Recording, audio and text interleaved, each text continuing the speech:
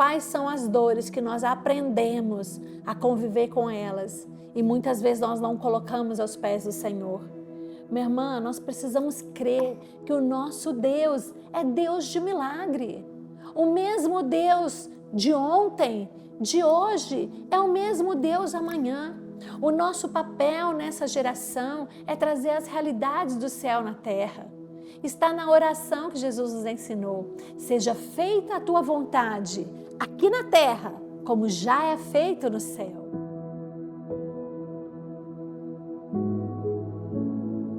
Bem-vinda a essa série de mensagens que o Senhor nos entregou.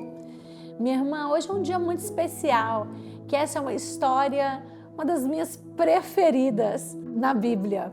Apesar que você que me acompanha já deve ter ouvido que todas as histórias são minhas preferidas. Como a Bíblia é um livro atual, como a Bíblia é um livro que quando você começa a buscar revelação, você é surpreendida a cada história. E a história dessa mulher, o seu nome não está revelado na Bíblia, mas nós sabemos a sua história, porque ela é a mulher sunamita, uma mulher que vivia numa região onde ela tinha contato, sempre passava na região dela o profeta Eliseu. E eu tenho vários pontos hoje para que nós possamos trazer dessa história, para que nós apliquemos no nosso dia a dia, minha irmã. E o primeiro ponto que eu quero trazer para você é sobre o discernimento desta mulher. A Bíblia nos conta em 2 Reis, no capítulo 4, especificamente no versículo 9, quando o sunamita, ela se dirige ao seu marido e ela diz: eis que tenho observado que este é um homem de Deus. Ninguém falou, ninguém mostrou a ela um título, mas ela entendeu, ela percebeu no mundo espiritual o que aquele homem carregava.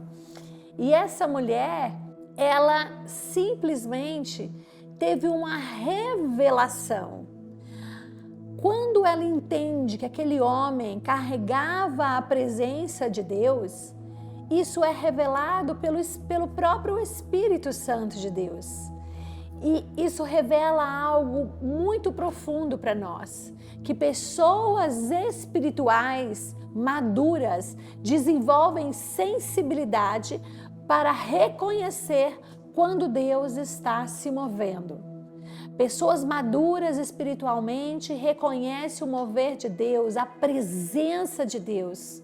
E nós precisamos almejar ser como essa mulher, uma mulher que reconhece a presença de Deus. Não precisam nos informar, simplesmente nós vamos reconhecer, ter um discernimento espiritual.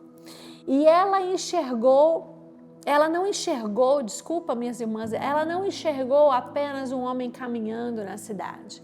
Ela enxergou através de uma ótica espiritual, aquilo que muitas pessoas ali no mesmo contexto não viu. Por isso que o discernimento espiritual acaba diferenciando o nosso olhar para as coisas, para as estações e para o próprio agir de Deus. Com o discernimento espiritual, minha irmã, nós sabemos que em todas as situações, sejam elas boas ou não tão agradáveis, situações que nos desafiam, o Senhor não perde o controle. O Senhor sempre está no controle de tudo. Muitas vezes, Deus passa por nós em nossas rotinas, através de pessoas, através de oportunidades, em momentos que vivenciamos, que pode ser simplesmente uma conversa que nós achamos conversas informais, mas nós sentimos Deus falar conosco. Você já teve essa experiência, irmãs, de estar ali conversando com alguém e a pessoa fala uma frase que para ela não faz sentido, mas que para você revela todo o sentido? ou até mesmo uma resposta de uma oração? Este foi o discernimento que a mulher sunamita nos mostrou nesta passagem quando ela se dirige ao seu marido. Ela não apenas reconheceu aquele homem de Deus, mas o segundo ponto que eu quero trazer para você é que essa mulher, após reconhecer a presença de Deus na vida de Eliseu, ela também constrói um espaço para ele. A Bíblia nos conta que ela era uma mulher com muitas posses financeiras. Então, ela se dirige ao seu marido, que está em 2 Reis 4:10. Abre a sua Bíblia comigo. E ela diz assim, depois de reconhecer, ela diz: façamos um pequeno quarto e ponhamos ali uma cama, uma mesa, uma cadeira e um candeeiro. Minha irmã, preste atenção nesses 4 elementos. Primeiro, essa mulher reconhece a presença de Eliseu, a presença de Deus. Segundo, ela vai até o seu marido, ela entende que ela pode fazer um quarto para aquele homem, para que toda vez que ele estivesse passando, que fizesse da casa dela uma hospedaria. Ela queria hospedar Eliseu, mas ela queria hospedar a presença de Deus. Ela quis construir ali um lugar da presença. E cada detalhe, irmã, é importante. E quando nós lemos a Bíblia, eu quero dizer algo para você que eu tenho feito, eu quero compartilhar com você. Ao ler a Bíblia, peça para o Senhor, Senhor, que não seja uma leitura, mas que seja a revelação da Tua palavra. Revela algo profundo, revela algo que possa trazer um aprendizado para essa estação da minha vida, para essa situação. E o Senhor vai revelar, irmãs. E ela constrói esse ambiente para este homem. E esse detalhe dos elementos são detalhes que simbolizam para nós coisas importantes da presença de Deus. Primeiro, ela pede, vamos colocar a cama. O que significa cama para aquele homem de Deus? O descanso. Ele saberia que ao chegar naquela cidade, ele teria descanso. Ela proporcionou a ele um refrigério ali, um descanso. O segundo elemento é a cadeira. A cadeira significa o quê? A permanência. Ali ele poderia meditar na palavra, ali ele poderia fazer as coisas dele, então que ele permanecesse ali. Irmãs, veja como essa mulher teve sensibilidade espiritual, teve discernimento. Uma cama, se fosse apenas uma cama, ele deitaria, descansaria, levantaria e sairia. Mas não, ela trouxe a cadeira. Ela queria que além do descanso, que ele ali cultivasse a presença. E o terceiro elemento é a mesa. E a mesa representa a comunhão com aquele homem. E o quarto elemento, o candeeiro, que representa a luz. Ela não apenas preparou um quarto, não como se fosse apenas uma visita, mas que ele tivesse ali um tempo de permanência, que não fosse apenas uma noite, mas que ele permanecesse ali, porque ela reconheceu que através da vida dele, ela tinha ali, na casa dela, a presença do próprio Deus. A presença de Deus não permanece onde não há um espaço preparado. Quando eu comecei a escrever sobre este momento da vida da mulher sunamita, esse discernimento, o Senhor falou muito claro comigo. Essa mulher preparou o ambiente, a presença permaneceu.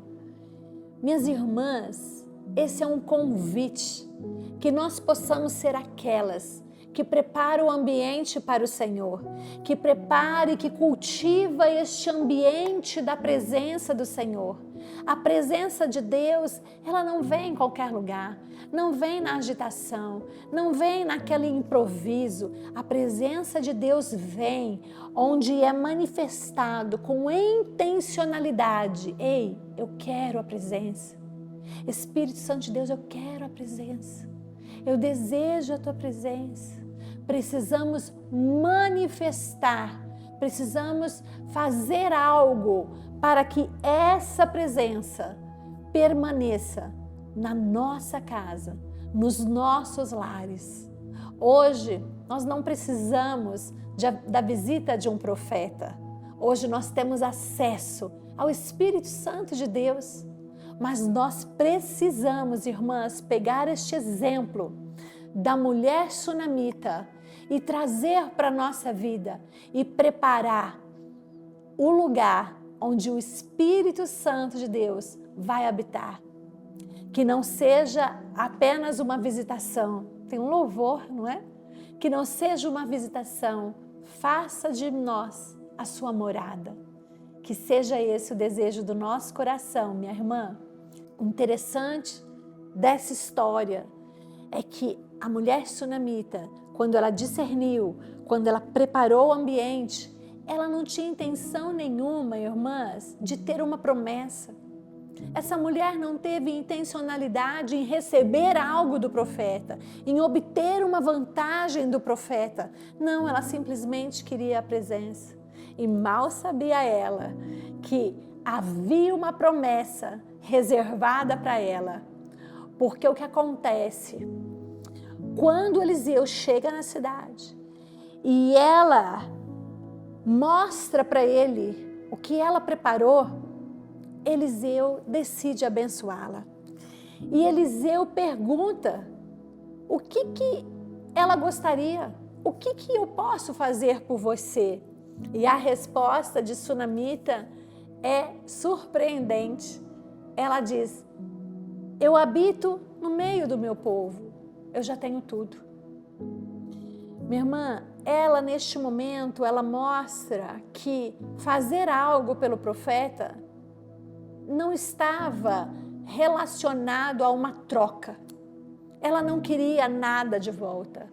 Ela não fez com uma intenção, eu dou para você me dar depois. Eu dou para que receba algo que eu quero. Porque quando ele teve a oportunidade de perguntar, ela disse: não, eu já tenho tudo. E ela, simplesmente com essa atitude, ela nos revela uma fé madura. E aí, o profeta Eliseu, ele quer surpreender. E o seu servo Geazi identifica: essa mulher não tem filhos. O marido dela já é idoso, já é avançado em idade e ela não tem filhos. E apesar dela não ter pedido nada, e este é o quarto ponto, irmãs, o quarto ponto para a nossa vida, nos pautando na vida de Sunamita. Ela não pediu nada, mas ela escondia uma dor, a dor de não ter filhos. E Geazi, ele foi rápido, percebeu, e naquela cultura, irmãs, não gerar filhos carregava um peso tanto emocional quanto social. Na nossa cultura hoje, obviamente, toda mulher que sonha em ser mãe tem um peso emocional. Nós desejamos e as nossas emoções querem muito, mas naquela época, além do emocional, havia um peso social, porque a mulher era feita para que perpetuasse a geração dos seus esposos. Então, tinha toda essa cobrança, mas ela não havia exposto sua dor. Ela tinha uma dor que estava ali guardada com ela. E quando Eliseu libera a palavra, Eliseu diz o seguinte: no tempo determinado, daqui a 1 ano, quando eu passar aqui novamente, você estará com os filhos do braço. Ela não pediu, mas Eliseu profetizou. Eliseu fez uma promessa a ela. Usado por Deus, obviamente, Eliseu fez uma promessa. E essa mulher, a dor dela é tanta, irmãs, que sabe o que ela diz? Ela diz: não minta para tuas servas. Não minta para a tua serva. Essa frase mostra que ela já havia lidado com essa frustração, que dentro dela, por mais que tinha dor, ela já sabia resolver essa situação. Ela não queria se iludir. É como se ela dissesse assim: não me fala as promessas as quais você não vai poder cumprir. Não fale isso comigo, porque essa dor já está ali, já está cicatrizada. Não faça que ela volte. Muitas vezes, irmãs, carregamos silenciosamente dores em nós. Nós precisamos sempre visitar dentro de nós quais são as dores que nós aprendemos a conviver com elas e muitas vezes nós não colocamos aos pés do Senhor. Minha irmã, nós precisamos crer que o nosso Deus é Deus de milagre. O mesmo Deus de ontem, de hoje, é o mesmo Deus amanhã. O nosso papel nessa geração é trazer as realidades do céu na terra. Está na oração que Jesus nos ensinou. Seja feita a tua vontade, aqui na terra, como já é feito no céu. Nós temos que apresentar as nossas dores para o Pai. E a mulher sunamita, como o profeta Eliseu disse, ela recebe em suas mãos a sua promessa. E o filho prometido nasce. E muitos anos se passam, e o filho dela já está grande, e um dia o filho vai para o campo com o pai. E o filho vai ao encontro do pai, e quando chega, o filho começa a sentir uma dor de cabeça, e o marido pede para que o servo leva até a sua esposa, e aquela dor de cabeça, o menino começa a reagir, e simplesmente, minhas irmãs, o menino morre nos braços de Sunamita. Sunamita, ela não entrega a promessa. Ela tinha recebido a promessa de Deus. Aquele era um homem de Deus. Sunamita pega o filho que já estava em seu braço. Ela não vai providenciar um funeral. Ela não vai chamar ninguém para encerrar esse ciclo. Pensar que foram 7 anos da vida do filho, ela simplesmente sobe, ela pega o filho, coloca na cama do profeta, ela coloca no lugar da presença, ela desce as escadas, vai até um servo e fala, diz ao seu marido: eu preciso de um servo, preciso de um cavalo. E essa mulher vai ter uma conversa com quem poderia resolver a situação dela. Ela fecha a porta, deixa o filho lá, no lugar da presença, irmãs. Ela tinha certeza que aquele lugar tinha a presença de Deus. E ela vai até ao encontro do profeta. Quando o profeta vê, é interessante, e aqui vem vários aprendizados para a gente. Eu quero chamar a atenção para esse específico. Quando o profeta vê, ele diz assim: Geazi, é sunamita? Vá ao encontro dela. O servo vai ao encontro da sunamita e ele fala: como vai, sunamita? Tudo bem? Sabe o que ela diz, minhas irmãs? Vai tudo bem. E continua. E continua. E continua. E quero dizer algo para vocês que é muito importante. Ela não parou. Ela não parou. Quando ela subiu naquele cavalo em direção, ela disse para o servo dela: vá até o profeta Eliseu e não pare, não fale com ninguém. Ela não parou. Ela não parou com Geazi. Ela chegou até o profeta. Irmãs, e a palavra de Deus diz em 2 Reis 4, 26, quando Geazi vai ao encontro dela: então corre agora, rogo-te para encontrá-la. E diz a ela: está bem contigo? Está bem com seu marido? Está bem com seu filho? E a mulher sunamita diz: está bem. Minhas irmãs, ela não queria o assistente do profeta. Ela queria falar com o profeta. E quando ela chegou até o homem de Deus, ela agarrou pelos seus pés. O que nós precisamos agarrar? O que nós precisamos lutar para ver as promessas se cumprirem em nossas vidas? Essa mulher não mudou o foco. Essa mulher foi obstinada. Ela agarrou no homem de Deus. E aí Geazi aproximou-se tentando impedir, e o profeta disse: deixa, porque a sua alma está atormentada dentro dela. E aí tem algo, o profeta disse: só que Deus não me mostra nada. Então ela disse: pedi um filho. Ela confrontou o profeta, minhas irmãs: eu pedi um filho, eu te pedi. Não disse eu que não era para você me enganar? E no versículo 29, então ele disse a Geazi: cinge os seus lombos, pega o bordão, pega esse cajado e vai até a casa dela. E aí no versículo 30, irmãs, e a mãe da criança disse: como vive o Senhor e como vive a tua alma, não te deixarei. Ela disse assim: você fez, agora você vai comigo. Minhas irmãs, isso é uma mulher posicionada, essa é uma mulher espiritualmente ligada na promessa do Senhor. Ela disse: foi você que me deu, é você que eu quero que vá concluir este milagre. É você me deu o primeiro milagre, que foi o filho. Através da sua vida eu recebi a promessa. Você falou, agora você vai lá. E a determinação dessa mulher foi o resultado dela não ter desistido. A determinação dessa mulher. E ela vai, e este homem vai com ela até sua casa, o profeta Eliseu vai até a casa dela. A Bíblia nos relata, e este é o 7º ponto que eu quero trazer para vocês: o milagre nasce de uma perseverança espiritual. Ela não desistiu. E quando eles voltam, o profeta sobe para o quarto, ele ora sobre o menino, depois ele ora novamente. Minha irmã, eu acho que ali o profeta falou: Senhor, eu preciso de ti.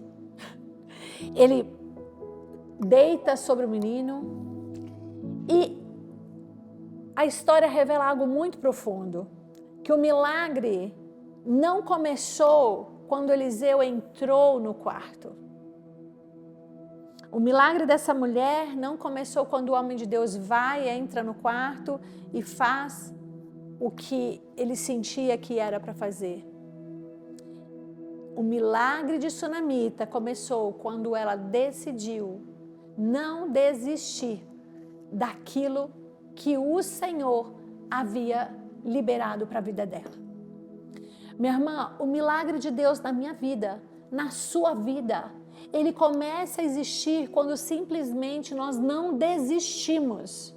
Por mais que a circunstância, essa mulher teve o filho morto em suas mãos, mas ela não desistiu.